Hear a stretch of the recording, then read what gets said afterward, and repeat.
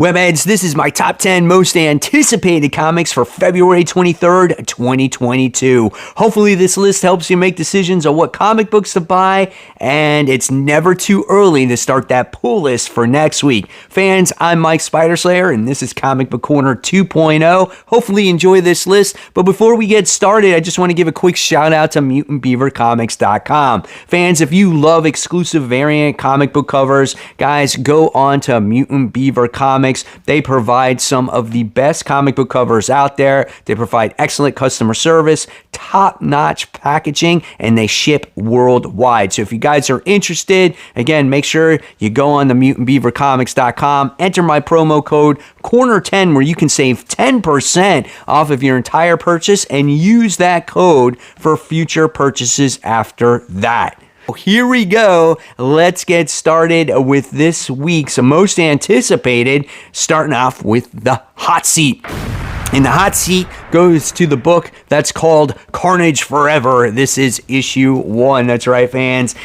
So this is 30 years celebrating Carnage. And this is an anthology book, so that's why I'm kind of hesitant at actually buying this book. It doesn't break the bank. It is 36 pages, $5. It's not overly large, and it's supposed to say we're going to learn about obviously the past, the present, and the foreseeable future on when it comes to the character. So that's why this book is actually sparking my interest a little bit. And of course, Carnage is just badass. So it's like sometimes you just want to read a good Carnage story. And I feel like we need a good Carnage book right now. Whether it's an ongoing, I don't know. But I would like to read a good one. So again, guys, like I said, 36 pages, $5. So what's the book that's on the rise? Well, it's a book that hasn't even come out yet, but I wanted to let people know about it in case you haven't heard about it. And this is Supermassive issue 1. So this is a super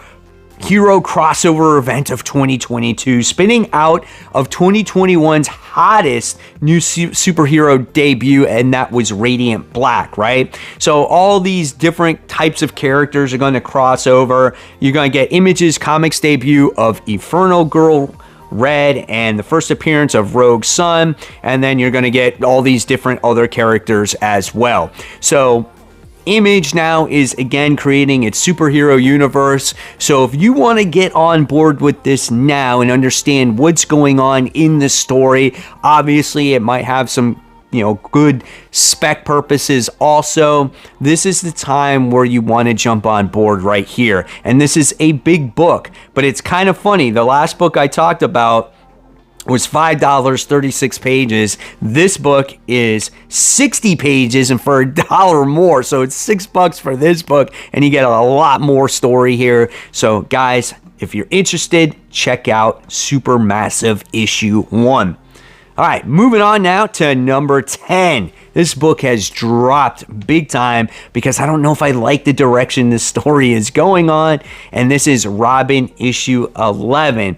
So ever since the Lazarus story ended, the Lazarus Pit, where they were all fighting each other and it kind of was like a Mortal Kombat style, I was kind of hesitant about, where is this book going to go now that this is all over? You introduced all these characters. Well, we wound up finding out now it's about this battle between Raz and I think the grandmother, and they're fighting each other right now, and it's kind of taking a turn that's kind of boring me a little bit. But I still am heavily vested into this comic book, and I hopefully, last issue was just, slow, and now it just picks back up again. I want it to deal more with Robin once again, not the family, the past family. I want to have it deal with the newer characters that we were introduced in the beginning of this run. That's what makes this book so strong. So hopefully we get back into that, and I don't know, but I don't want to drop this book. I think after all the issues I put into it, I don't think I'm going to drop it anytime soon. It's just not as highly anticipated as it once was. So this one's 32 pages, $4. Moving on to number 9, we haven't gotten an issue of this in a while, and this is Berserker issue 7. So this book is about our character who reminds me of a lot about Wolverine, right? Who is a an agent in an army, part of the military, and he does military missions. And obviously they experiment on him to find out more about his past, where, you know, of course, where he came from, how his body structure works. And all he wants is he wants to be mortal. He wants to be able to die. He has lived so many lifetimes. He's loved so many people, and all those people have come and gone. And I just think he wants that purpose to die. So it's a quite interesting story. I like it. It's very gory at the same time. I just don't like how long it takes between issues. That's my only downfall behind this, because when you get an issue of this, it tends to read very quickly. But nevertheless, it's a great book. Nice little story here. Again, reminds me a lot of Wolverine. 32 pages, $4. If you guys are wondering about all this little fuzz here, I can't find my lint roller, and my corgi was all over my chest when I was playing with her. So sorry if I look a little unpresentable today. Coming in at number 8, we have Silver Surfer Rebirth. This is issue 2. The first issue was a lot of fun. You know, you got the return of Silver Surfer from the 90s, written by the same creative team. So if you were a fan of that series, you were like, oh yes, this is pretty awesome. Now you get to see Silver Surfer team up with Captain Marvel's son, and then all of a sudden reality changed. And you see Captain Marvel teaming up with Silver Surfer, and you're like, wait a second, he was just with his son, now Silver Surfer's teaming up with Captain Marvel, but he's dead. How does that even work? But then you get Thanos that enters the picture at the end of the first issue, and he's like, we got a problem, and we got to team up. Wow, what a team up right there. It's a team up that you would not expect, especially since the 90s was so heavily influenced, it was so much that had to do with the Infinity Gauntlet and the Infinity Gems and all that other stuff. You would never think in a Silver Surfer series these two would team up. So I'm really looking forward to this. 28 pages, it's a $4 book. Moving on to number 7, we have Black Widow issue 14. This is another book that all of a sudden, like, I still really enjoy it, but the problem is the issues have been taking such a long time to come out. And in the last issue, we get the introduction to a new villain. And I thought that was pretty awesome. He was called the Living Blade. And you got to see that villain basically kick her ass, and it was a villain where Natasha would hope she would never confront again. And now it looks like maybe in this issue, you're going to see that Living Blade again. So how does she handle this villain? I don't know. Great story. It's just not coming out enough. And I don't know if people are giving it enough credit. So if you need to check out something different or want to check out a different superhero book, I definitely suggest Black Widow. It's a great book, guys. Moving on to number 6, we have the continuation of DC versus Vampires, issue 5. Who's a vampire? Who is not in the Justice League? Well, based off of this cover, obviously you can tell that Hal Jordan is, and he's not just a vampire. He's kind of like the vampire leader of the Justice League. And what he's done in this comic book is absolutely insane, especially based off of that first issue. And now he's changing everybody left and right. It's a really great book, kind of unpredictable at times, reminds you a little bit of Deceased as well. Interesting artwork in there, crazy facial expressions. You got the relationship obviously going on between Nightwing and Barbara, it's kind of cool. You know, I like seeing that. And yeah, it's a fun book. I definitely recommend it. 32 pages at $4. All right, so moving on with more DC, we have number 5. We got Detective Comics issue 1054. It's called Deadly Masquerade. It's Nightwing versus Psycho Pirate in the grand finale of Shadows of the Bat, Act 2 of 3. So this has been a fun book. I say it every week, you know, and if you guys have paid attention to my channel, you're like, man, this is on your countdown every week. And then I hear some people just don't like it. They find it boring. I like it because it's kind of stays true to what Detective Comics kind of is, right? It's like a detective book. It's like you're trying to find out this mystery that happened in Arkham Asylum or the Arkham Tower, and you're seeing your Bat family try to unravel this mystery, which is cool without Batman, right? They don't need Batman's help.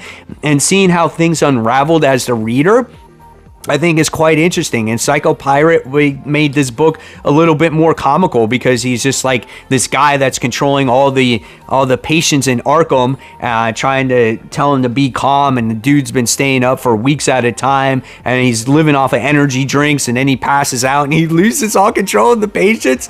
I thought that's freaking awesome, dude. It's so funny, man. I've been really enjoying this, and the artwork is just as good as well, so it's a lot of fun.